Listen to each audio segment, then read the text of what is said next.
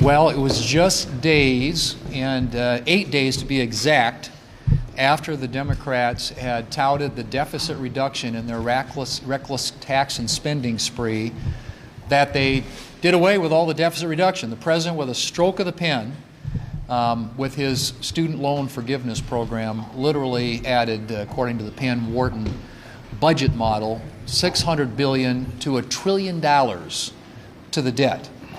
So much for deficit reduction.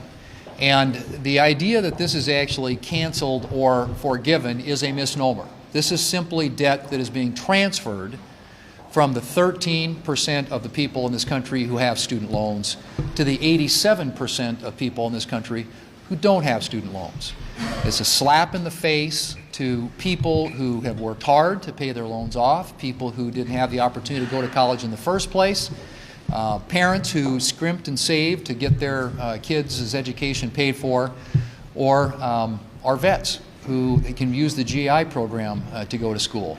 But the fact of the matter is, what they did is going to be inflationary on so many levels. First and foremost, of course, is college tuition.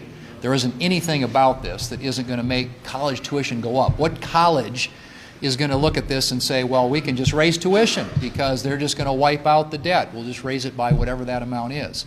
And on a more general level, it's going to fuel the inflationary fire that has consumed so many families and households across this country who are paying more literally for everything from gasoline to utilities to food. Everything in their lives has gone up as a result of inflation. And the Democrats doubled down.